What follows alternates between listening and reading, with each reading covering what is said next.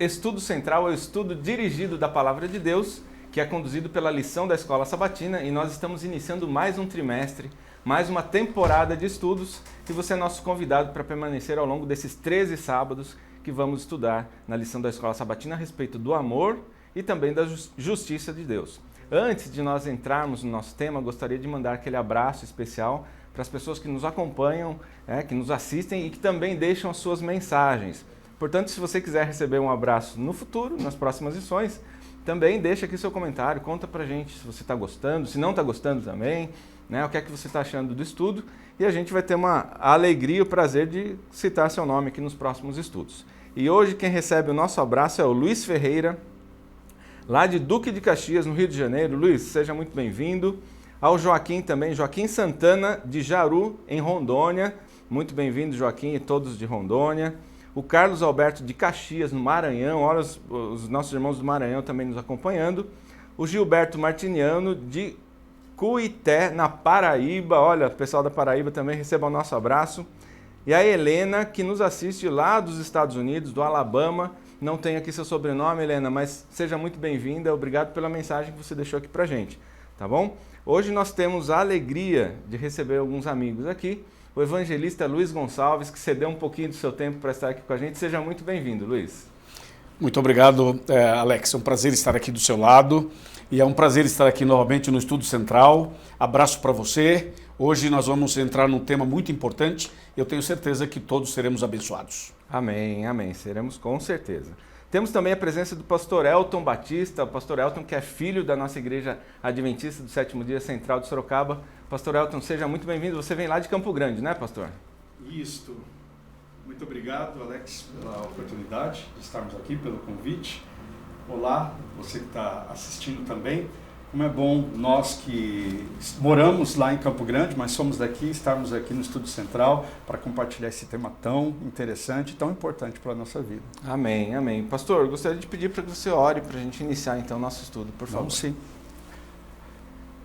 Poderoso e eterno Deus, gratos somos por tudo que o Senhor tem feito em nossa vida, por todas as bênçãos que o Senhor nos dá. Ilumine agora a nossa mente no estudo da Tua Palavra. Em nome de Jesus nós oramos. Amém. Amém. Amém. Amém. Deixa eu pegar aqui o meu guia de estudos. Você já sabe, nós temos a lição da Escola Sabatina. Estamos iniciando então a lição de número 1. Se você ainda não tem a sua lição, olha, vou te dar uma dica. cpb.com.br. Lá no site da CPB, a Casa Publicadora Brasileira, você pode fazer a sua assinatura e receber aí na sua casa a lição a cada trimestre. Se você não quiser também fazer a assinatura, aqui na descrição do vídeo nós vamos deixar um link com o PDF da lição. Você pode imprimir, anotar, fazer suas anotações. Eu particularmente gosto de escrever na lição, mas se você quiser acompanhar online também, basta baixar em PDF. Muito bem, a lição tem como tema central o Deus de amor e justiça. E é isso que ela vai abordar ao longo desses 13 sábados, dessas 13 semanas. Deus é amor. Acho que não tem um verso que é mais repetido. Deus é amor. Mas a lição vai nos trazer uma informação importante. Deus também é justiça. Nós não vamos tratar da justiça hoje, diretamente, mas ao longo dessas 13 semanas nós vamos sim. Deus é amor. E aquele que permanece no amor, permanece em Deus e Deus nele. Lemos isso em João 4:16. O amor de Deus é algo que não, ou melhor, é algo que está disponível. Não é algo que a gente precisa conquistar. Eu não posso trocar o amor por algo que eu possa fazer. Nada, na verdade, agora os nossos convidados, nada que eu faça pode fazer com que Deus me ame mais ou que Ele me ame menos, né? A essência de Deus é o amor. É porque se nós pudéssemos fazer alguma coisa para Deus nos amar mais, então a pessoa que tem mais condições, por exemplo, ela teria mais possibilidades de fazer mais coisas, né? Então, o amor de Deus não é pautado com base naquilo que a pessoa tem ou deixa de ter, ou faz ou deixa de fazer. Deus é amor e Deus ama, e como você disse, eu quero dar só uma ênfase aí. Não há nada que eu possa fazer para Ele me amar mais, e não há nada que eu possa fazer para Ele me amar menos. E eu queria deixar isso bem claro, porque esse é o ponto central aqui. Por exemplo, se uma pessoa der R$1 milhão de oferta numa igreja, ela pode ser aplaudida e aclamada pela igreja, mas isso não vai fazer Deus amá-lo ou amá-la mais. Se uma pessoa pegar uma Bíblia e usar as páginas dela para fazer cigarro de maconha e fumar a Bíblia, estou falando de uma experiência que eu vivi com uma pessoa que fez isso, entendeu? Isso que a pessoa faz, que é uma coisa horrível, reprovada, que não é correto, mas não vai fazer Deus amá-lo menos. Amém. Que mensagem linda, né? E é interessante que a gente tem dificuldade de entender essa questão de amor vindo de graça pra gente, porque a gente não consegue nada de graça na nossa vida, né? E a gente estranha, muitas vezes quando a gente vai entregar o nosso livro missionário na rua, as pessoas falam, mas quanto é? Porque as pessoas não estão acostumadas a receber um presente, ou acham que é alguma pegadinha, alguma coisa. Então, quando a gente vê um amor de graça, nós temos dificuldade de entender, mas é isso mesmo. Essa é a bondade e generosidade de Deus, né? Mas também tem a questão da justiça, e a Bíblia diz que Deus ama a justiça. Como é que a gente pode entender rapidamente, porque não é o tema de hoje, mas é o tema geral da lição, só para os nossos amigos que nos acompanham compreenderem a questão da justiça. A justiça de Deus se compara com a justiça do homem, será? Absolutamente não. Não, né? Obviamente que não. Agora, é importante saber que a justiça faz parte do amor, o que parece ser um pouco antagônico na visão horizontal. Mas a justiça faz parte do amor e o amor faz parte da justiça. Ou seja, não dá para você separar uma coisa da outra. Por exemplo, quando a gente medita sobre Deus, a gente vê na Bíblia, claramente, a teologia é muito clara, de que Deus é 100% amor e 100% justiça. Ok, mas se os amigos quiserem saber mais a respeito do tema geral, vão nos acompanhar nas próximas lições. Vamos entrar então no tema de hoje, dessa semana, Deus ama com generosidade. O que é ser generoso, né? Alguém que tem muito, ou melhor, aquele que doa, aquele que se entrega. A gente diz, alguém doou com generosidade, né? Vai além, né? Vai além da obrigação, né? E aí a lição vem dizendo que Deus ama com generosidade. Ele não dá aos pouquinhos, não, né? O amor dele é chuva de bênção, né? Então, como que a gente pode entender, basicamente, a generosidade de Deus? Quando você olha a história de Pedro, a lição vai falar Sim. um pouco sobre Pedro, você vê claramente a generosidade de Deus em relação à vida de Pedro. Você sabe que Pedro tem muito, nós temos muito de Pedro, né? Pedro tinha uma vida muito instável. Ele oscilava demais, né, de um extremo ao outro. E ele negou Jesus 3 vezes naquele episódio. E depois você vê lá na frente Jesus conversando com ele. E aí Jesus faz 3 perguntas para ele sobre o amor. Eu achei muito interessante o 3:3, né? Ele nega Jesus 3 vezes diante daquela situação, até que o galo cante. E depois Jesus pergunta a ele, Pedro, você me ama? E pergunta a 2ª vez, e pergunta a 3ª vez. Então você percebe que aí está uma atitude generosa de Deus. Você imagina a pessoa negar 3 e ouvir de Jesus 3 vezes aí a pergunta se ele o amava, né? Então eu vejo a generosidade de Deus também nesse caso. Então a lição já traz aqui pra gente um briefing de que vai ser todo esse estudo, né? O amor, a generosidade de Deus em dar amor. Né? Ele já está dizendo para todos nós, olha, não importa quantas vezes você me negar ou quantas vezes você pecar, os meus braços estarão sempre estendidos para te receber, né? É onde o pecado ele transborda, a graça de Deus transborda mais ainda. Amém. Né? Amém.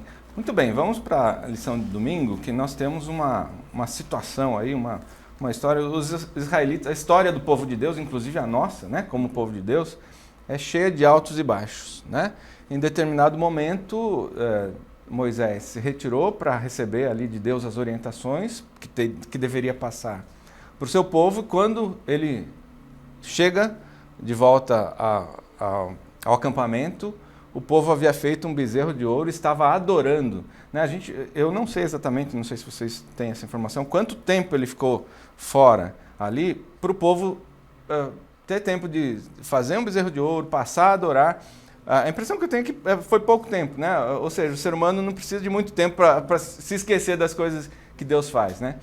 E aí tem todo um contexto de amor e misericórdia também envolvido aí. Eu gostaria que vocês falassem a respeito desse tema também, que é importante para nós, porque quando a gente se esquece de Deus, né? A gente praticamente se rebela contra Ele, ao adorar outras coisas, ao colocarmos outras coisas na frente de Deus. Uma pergunta curiosa em cima da sua pergunta, Alex, é o seguinte, o que é mais difícil?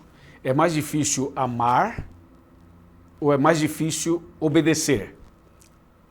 Aqui nós temos essas duas situações nesse episódio. Observe, por exemplo, quando Moisés sobe ao monte, ele recebe de Deus as tábuas da lei, ele desce, o povo está adorando o bezerro de ouro, ele fica indignado e quebra as tábuas da lei.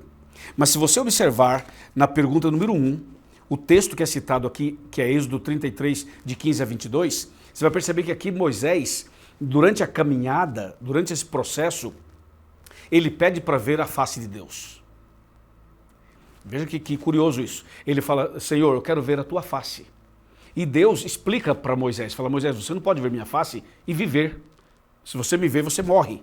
Mas eu vou passar diante de você de uma maneira especial. Eu vou fazer passar diante de você toda a minha bondade, todo o meu amor, toda a minha generosidade. Então, na verdade, a gente vê que Moisés, ele estava num processo de conversão, de amadurecimento, de crescimento, desde o momento em que ele é chamado na sarça até esse episódio aqui.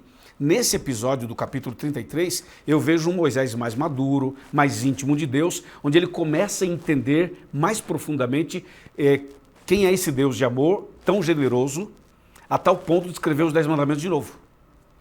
Você vê, né? Ele poderia simplesmente ter se voltado contra o seu povo, né? Falar, olha, vocês me rejeitaram, olha, já fiz muito por vocês, mas não, né? Ele deu mais uma oportunidade, uma e outra e tem nos dado oportunidades até hoje. Pois não. Interessante como ele intercede pelo povo, né? Ele sabe que o povo não merece, ele sabe que o povo precisa da generosidade de Deus, e por ele conhecer Deus através dessa experiência, ele pede isso.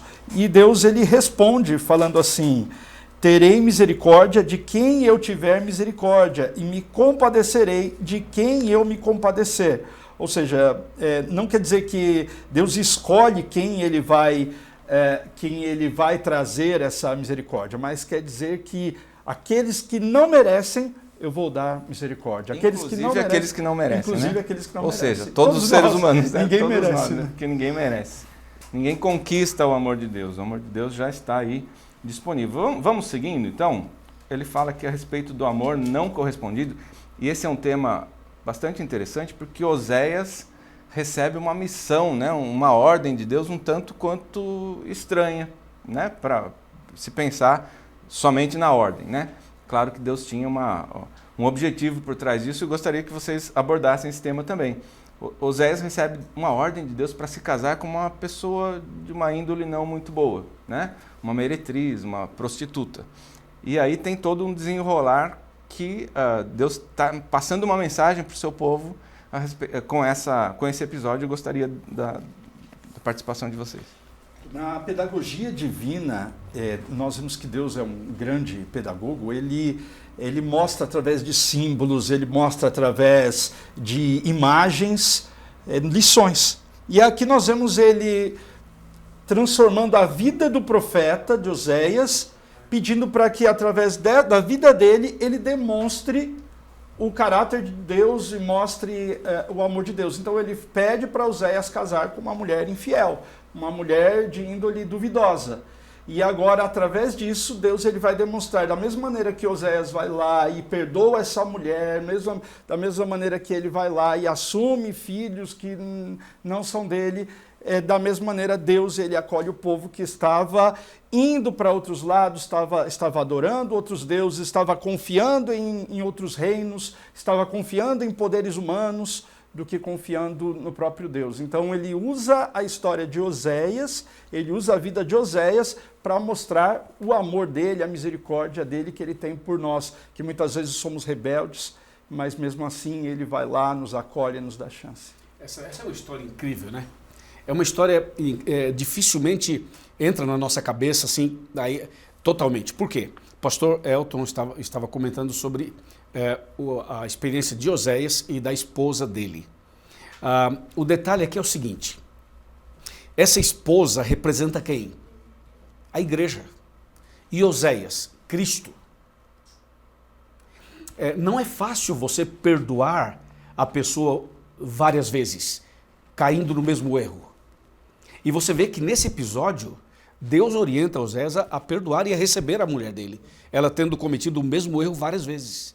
Então, isso aqui é uma ilustração se torna uma ilustração da relação de Deus com a sua igreja, né? Quantas vezes a igreja se rebela, quantas vezes a igreja se afasta, quantas vezes a igreja comete os mesmos erros e a história acaba se repetindo, e Deus é misericordioso, generoso, e ele faz exatamente o que ele pediu para Oséias fazer.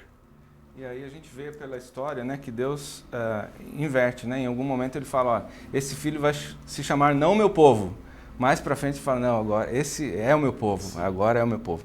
Então, à medida que a gente se entrega, que a gente se volta para Deus, ele é generoso em nos perdoar também, em demonstrar seu amor.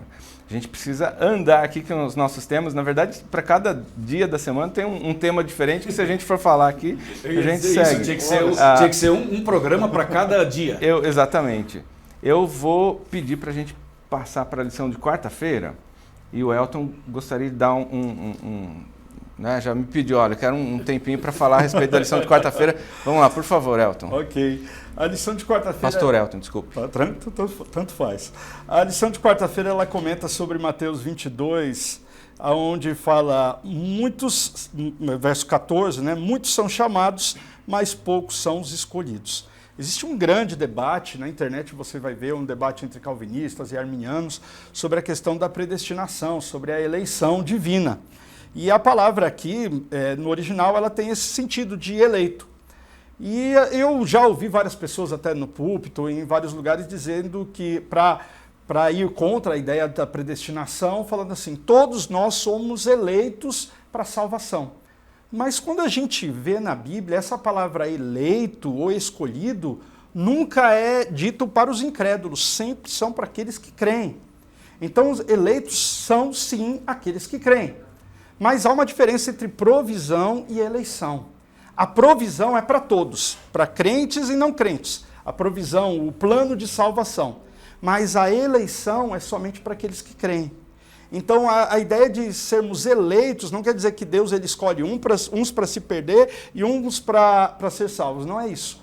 É que na sua onisciência, ele já anteviu quem vai crer. Então, essa é a eleição. Então, nós somos eleitos, porque nós cremos em Deus. Não é um grupo especial, não é um grupo VIP de cristãos, não quer dizer que você pode fazer o que quiser e você vai ser salvo. Não é essa a ideia. Mas a ideia é, se você creu, você é um eleito de Deus. A eleição está disponível a todos, então. É isso. Na verdade, a lição de quinta acaba lançando luz na lição de quarta. Okay, porque vai falar justamente então, da crucificação, né? Sim. Mas só pegando o raciocínio do pastor, observe uma coisa, Alex, e você que está vendo a gente em casa.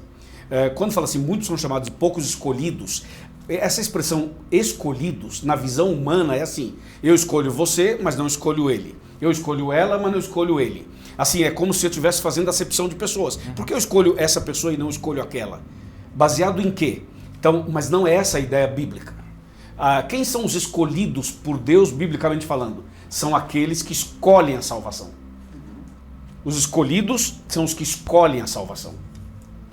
É isso, a lição é clara nesse assunto. Está nas minhas mãos, então. Claro, quando você fala assim, eu aceito Jesus, então você fez a escolha certa. Então você é um escolhido de Deus. O fato de ele saber antes quem vai escolher, não quer dizer que ele está determinando quem escolhe. É a mesma coisa de você assistir um filme e depois você assiste esse filme de novo com outra pessoa que não assistiu e você vai falando, agora o avião vai cair, agora vai acontecer tal coisa. Você não está determinando o que vai acontecer no filme, você só sabe antes. É a mesma coisa, Deus ele já sabe quem vai escolher, ele já sabe quem vai aceitar, mas ele não determina quem vai, ele deixa que a gente escolha. E ele fez isso, de acordo com a lição de quinta-feira, de forma espontânea, né? O plano da redenção, sim, o plano da salvação não foi porque eu hoje estou pecando. Muito antes de eu, Alex, pecar, antes de Luiz, nascer, Elton, né? Antes de nascer, já estava disponível. Ele já fez a provisão. Né? Então, ele está dizendo, olha, basta você me aceitar. E aí vem Paulo dizendo aqui na pergunta número 6, né? Em Gálatas 2:20, já não sou eu quem vive, mas Cristo vive em mim. Né? Porque a partir do momento que eu aceito o amor de Cristo e deixo ele me transformar, já não sou eu mais quem vive. Aí a salvação está, assim a gente pode dizer, a salvação está garantida, né? Esse mesmo Paulo que fala Cristo vive em mim, muitos pegam esse texto para defender o perfeccionismo. Porque se Cristo está em mim, Cristo é perfeito, eu tenho que ser perfeito também. Então, esse é um texto que tem que ser muito bem entendido e a lição nos dá a chave para esse caminho. Por que Paulo diz assim, Cristo vive em mim, e depois ele fala assim, miserável homem que sou? Né? Porque justamente quando fala Cristo vive em mim, não significa que você vai ser perfeito nessa terra com a natureza pecaminosa, mas significa que, tendo Cristo em você, Cristo vivendo em você, se você pecar, você vai se arrepender, vai confessar, vai abandonar o pecado e vai continuar sua caminhada. Você pode tropeçar, você pode falhar, você pode pecar, mas você não permanece prostrado, porque quem está em Cristo, nova criatura é todos os dias. Amém. Todos os dias. E quando a lição fala da crucificação de Cristo, eu me lembro do episódio em que Cristo está na cruz e do lado tem um ladrão, do outro lado tem outro ladrão. Ele morreu entre dois ladrões. Os dois ladrões ouviram o mesmo sermão, as últimas palavras de Cristo. Os dois ladrões viram a mesma cena. Os dois ladrões viveram o mesmo cenário. Só que um aceitou e o outro não. Aí volta no comentário do pastor. Veja, a fala de Cristo não era para os dois? Era. A imagem, a mensagem, o episódio, o momento, não era para toda a humanidade e também para os dois? Sim. Por que um aceitou e o outro não? Então aí que está. Muitos são chamados, os dois foram chamados, mas só um escolheu e o outro rejeitou. E aí eu pergunto para você que está em casa, para você que nos acompanha pela internet, qual vai ser a sua resposta hoje? Da mesma forma, Jesus está te chamando. Jesus está de braços abertos, está te esperando, querendo ouvir a sua resposta. Né? Vai ser sim para a salvação? Ou espera um pouco também, né? A gente não sabe o dia de amanhã, mas a resposta deve ser hoje, né? Você precisa responder. Eu desejo de coração que sua resposta seja sim. Olha, nós estamos chegando ao final. Pastor Elton, por favor, suas considerações finais para a gente encerrar. Daqui a pouco eu passo a palavra para o pastor Luiz. Por favor. Eu gostaria de encerrar com uma pergunta. A pergunta que é lançada na parte de sexta-feira é: como seria o mundo se Deus nos odiasse? O mundo ele já é muito complicado e muito difícil, a gente sabendo que Deus nos ama. Imagine só se o nosso Deus fosse um Deus de ódio, assim como a gente vê nas literaturas antigas dos deuses, né? Que eles criaram um mundo do caos e o ser humano ele surgiu da maldade ou da briga de deuses. Na Bíblia a gente vê que o ser humano ele nasceu da necessidade de Deus. Ele não era obrigado, como diz a lição, ele não era obrigado a criar o ser humano, mas ele criou. Ele já tinha amor entre a Trindade, mas ele criou o ser humano para amar.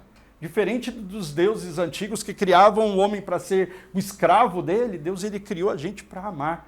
Então, como seria o mundo se o nosso Deus fosse um Deus de ódio e não um Deus de amor? Então, nesse mundo de tanta perversidade, de tanta tristeza, de tanta decepção, nós temos um Deus de amor. Amém, amém. Eu já vou passar a palavra para o pastor Luiz, mas antes de encerrar, porque ele já vai fazer a fala dele e vai encerrar com a oração, gostaria de pedir para que você deixe o seu like no nosso programa, para que você compartilhe esse conteúdo para mais pessoas receberem esse material. Né? Uma forma de você evangelizar também é um clique, envia para alguém, a pessoa assiste e vê se ela quiser.